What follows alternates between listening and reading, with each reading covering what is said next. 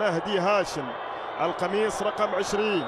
هذا البديل بديل عنايتي هو من يتقدم الآن من أجل ورقة العبور. نعم، المنتخب الإيراني عزيزي المشاهد والمتابع في كل مكان ينجح في حسم هذه المواجهة والوصول إلى المباراة النهائية بضربات الترجيح.